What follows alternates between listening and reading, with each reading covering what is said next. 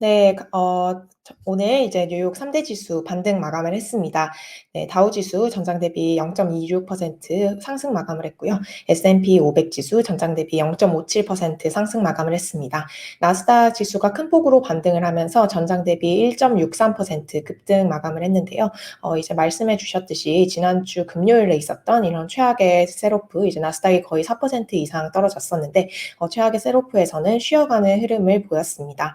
네. 3대 지수가 반등 마감했지만 장중에는 굉장히 큰 변동성을 보였습니다. 장중에 이제 나스닥 지수와 S&P 500 지수는 장중 연저점을 기록하는 등 큰 폭의 하락세를 보였지만 오후 들어 반등에 성공을 했고요.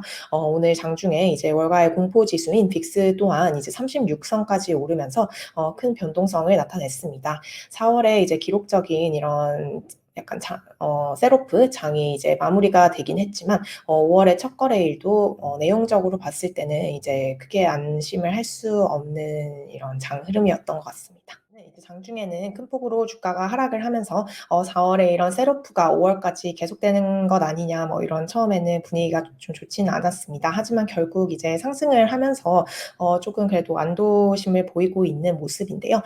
이제 오늘 장 같은 경우는 이제 빅테크가 장 막판에 반등을 하면서 이 저가 매수세가 유입된 것으로 해석을 할 수 있을 것 같습니다. 네, 전문가 이렇게 얘기를 했는데요. 전체적으로 시장 심리는 매우 좋지 않은 상황이다라고 얘기를 했습니다. 센티멘트 자체는 매우 좋지 않지만 우리는 아직까지는 이제 플러시는 보지 않고 있다라고 표현을 했는데요. 이제 플러시가 뭐 변기에 물 내리는 것처럼 주가가 와르르 무너지는 모습은 아니다라고 얘기를 했습니다. 이제 이렇게 주가가 하한 지지선을 뚫고 큰 폭으로 하락하기 위해서는 이제 기술적으로도 밑에 있는 지지선을 좀 뚫고 내려가야 되는데 그 선에서 이제 지지가 되는 모습을 보였고요. 아무래도 이제 내일부터 FOMC 일정이 시작이 되다 보니 관망 심리가 이제 이어졌던 것 같습니다. 네, 이제 오늘 모건 스탠리의 주식 이제 전략가가 투자자들한테 서한을 보내서 이렇게 설명을 했는데요.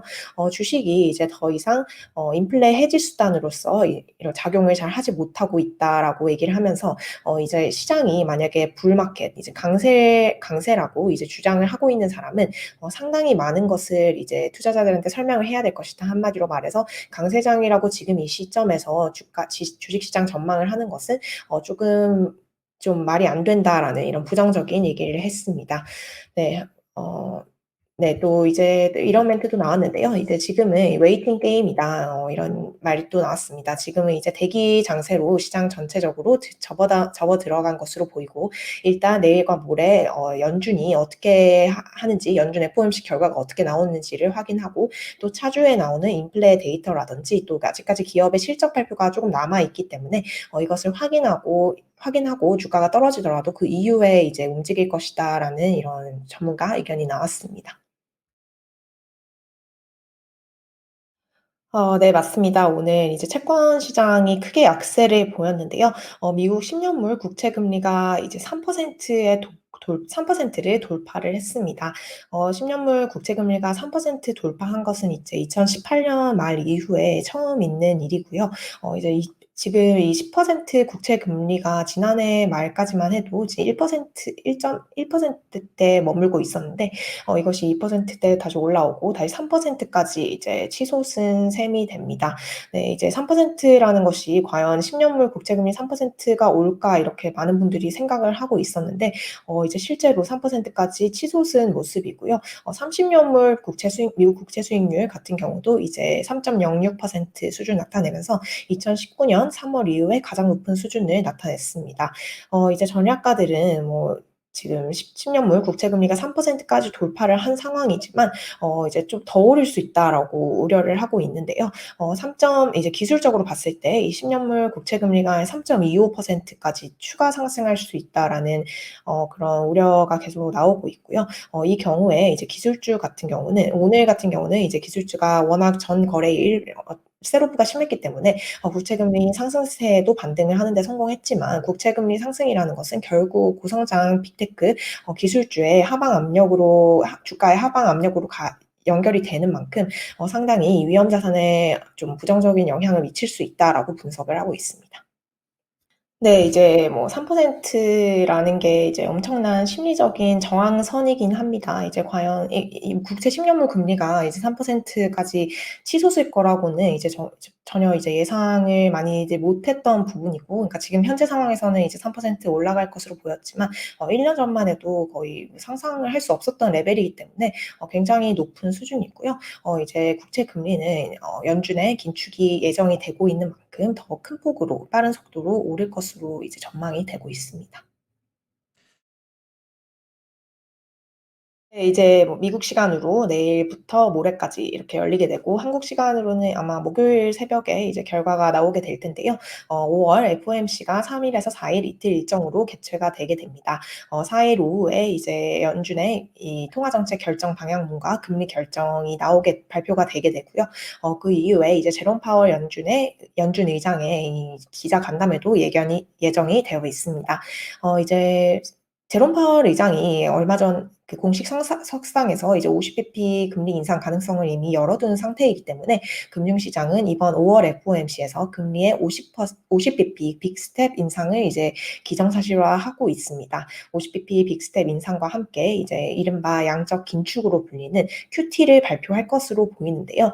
지난 FOMC에서 연준은 이제 QT가 한 달에 최대 950억 달러의 자산을 연준의 대차대조표를 축소하는 방향으로 나갈 것이라고 얘기를 한 바 있습니다.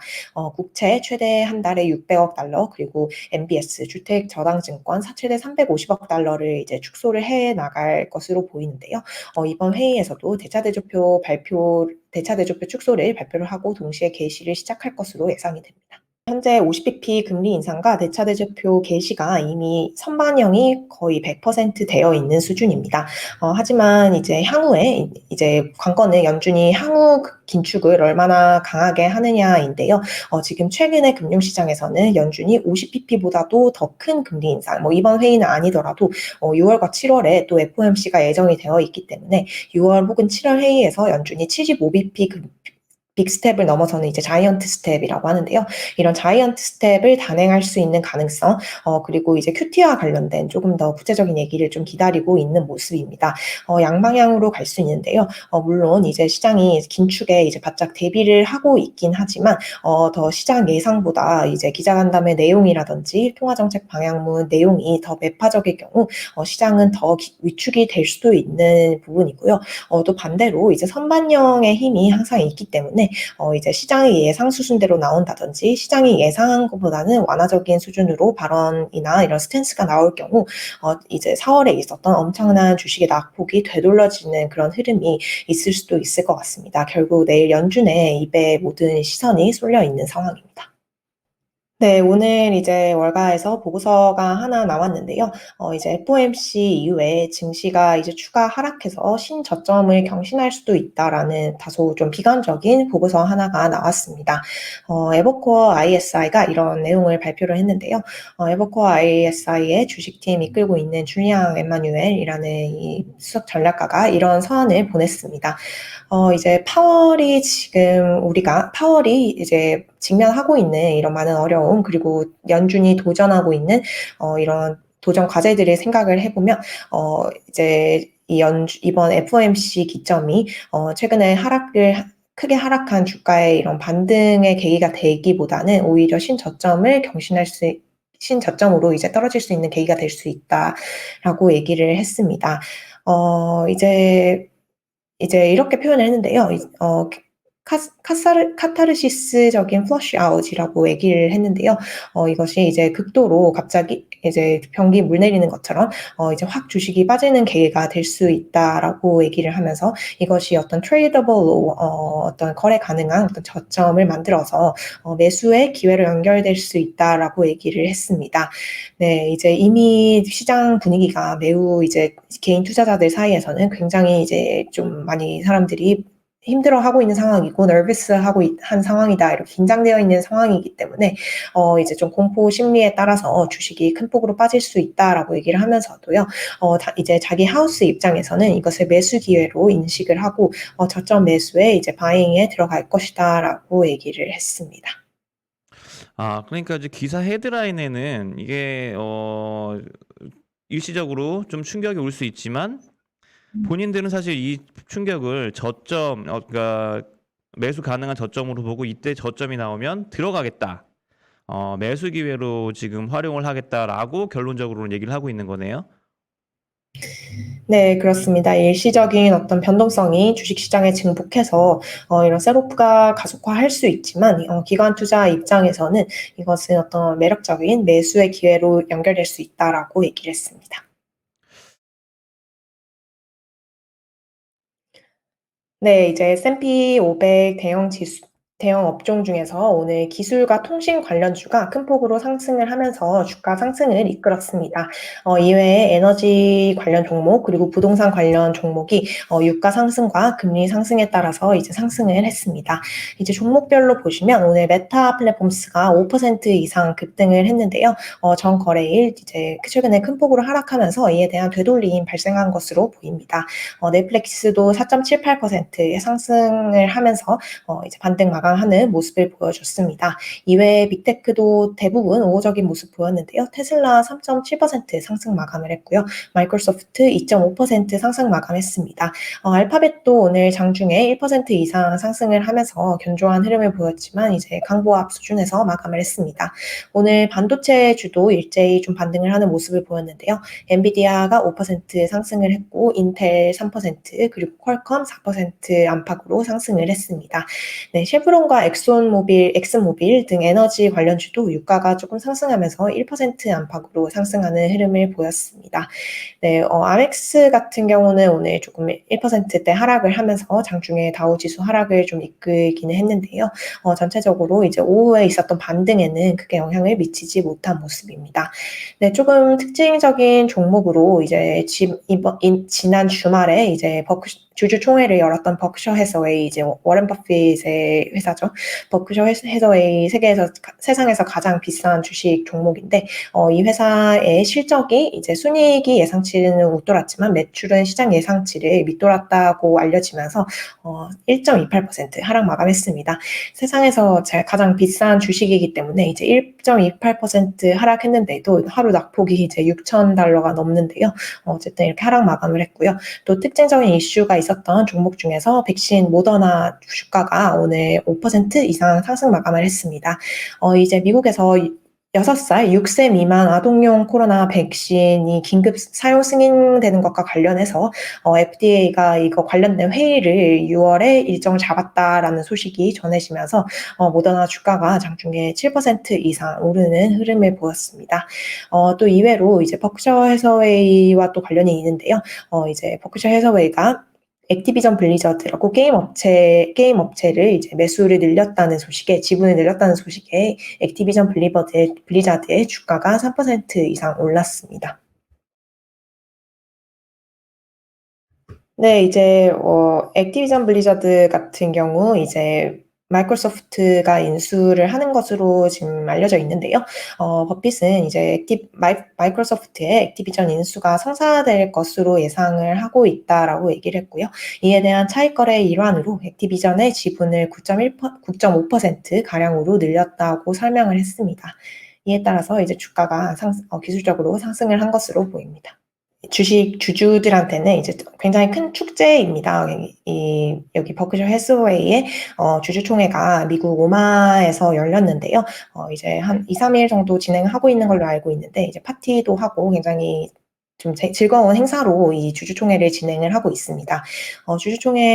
연례 주주총회 및 증권거래소에 제출한 자료에 따르면 이제 버핏이 1분기에 지금 511억 달러, 즉 한국 돈으로 이제 64조 원 가량의 주식을 추가 매집했다고 밝혔습니다.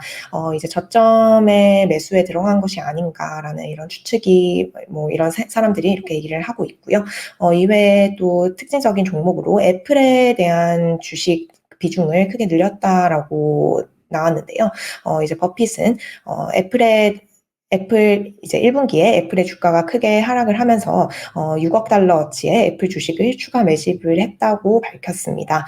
네, 이제 4월 동안 이제 여러 행사를 통해서 버핏이 이제 거의 뭐 100살이 다 된 할아버지인데 여러 가지 주식에 대한 자신의 전망 등을 얘기를 하는 시간을 보냈는데요. 이제 또 동시에 이 주식시장의 최근 변동성에 대해서 굉장히 강도 높은 목소리로 비판을 하는 모습을 보였습니다. 최근 주식시장이 완전히 이제 도박시장과 비슷하다 뭐 이런 비판을 하면서 이렇게 비판을 했는데요. 시장이 이제 최근에 이제 시장이 이제 많이 오른다 혹은 이제 또 내려간다 이런 전망을 여러 전문가들이 내놓는 거에 대해서 자신은 이제 시장을 절대로 예측할 수가 없고 미래에 어떤 일이 생길지 절대 알 수 없는 것이기 때문에 이런 예측은 조금 무의미하다 뭐 이런 일침을 이제 날리기도 했습니다.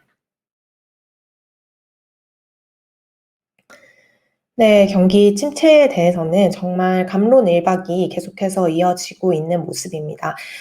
지금 미국 LA에서는 밀컨 회의가 열리고 있는데요. 이제 미국의 다보스 포럼으로 알려진 큰 이제 경제 행사입니다. 여기에 이제 월가의 주요 뭐 전략가 이런 사람들이 다 참여를 해서 이제 발언을 내놓고 있는데요.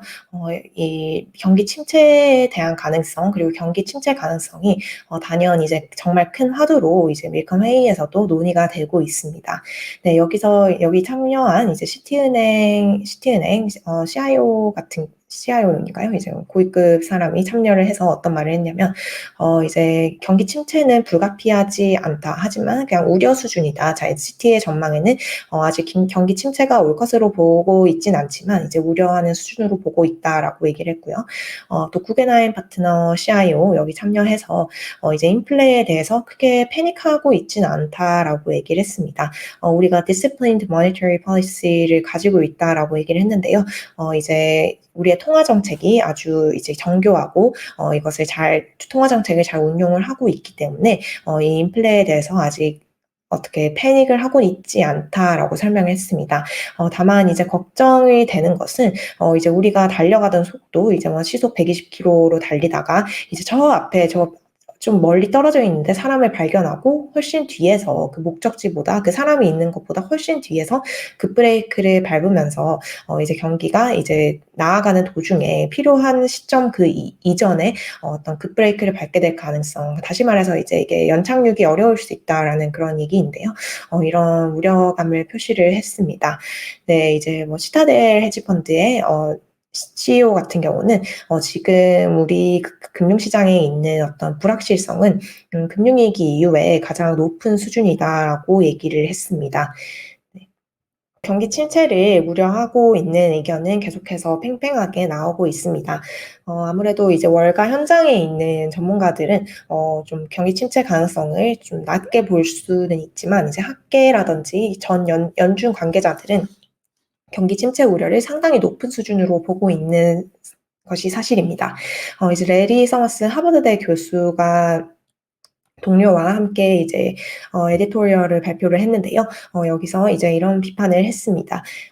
이제 연준이 미국 경제의 연착륙을 희망을 하고 있지만 역사를 돌아보면 이것은 굉장히 어려울 것이고 결국 경기 침체를 피할 수는 없을 것이다라고 전망을 했습니다.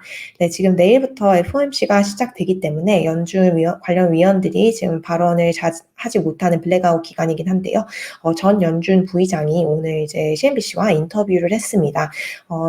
퍼거슨 전 연준 부의장인데요. 어떤 발언을 했냐면 내년에 미국 경제가 경기 침체에 빠지는 것이 이제 불가피하다.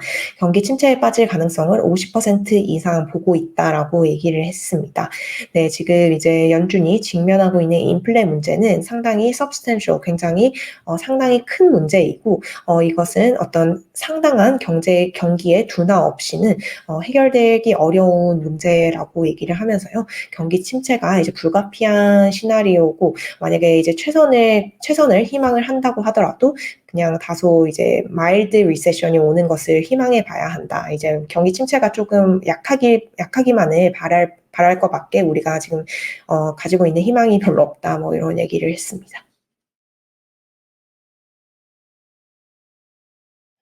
네, 현재 이제 계속해서 뭐 공포 지수라든지 시장의 변동성이 굉장히 높아지면서 투자 심리는 이제 좋지 않은 상황으로 보입니다.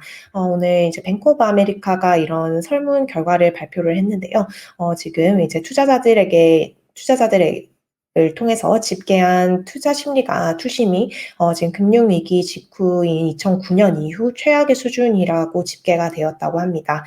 지금 약 59.4% 정도의 주식시장 참가자들, 이제 뱅크 오브 아메리카가 설문을 시행한 그 사람들 중에서 거의 60%에 달하는 사람들이 굉장히 이제 시장에 대해서 공포심을 느끼고 있다라고 얘기를 했고요. 이 약세에 대한 전망이 굉장히 지금 거의 2009년 이후 가장 높은 수준으로 집계가 되었다라고 밝혔습니다. 네, 이에 따라서 이제 S&P 500 지수가 신저점을 기록할 수 있다고도 전망을 했는데요. 올해 S&P 500 지수가 3,800에서 4,000 사이의 신저점을 기록할 수도 있다라고 얘기를 했습니다. 이에 따라서 이제 지금부터 발생하는 어떤 랠리, 어떤 반등에서도 이제 우리가 팔아야 한다. Rallies should be sold라고 얘기를 했는데요.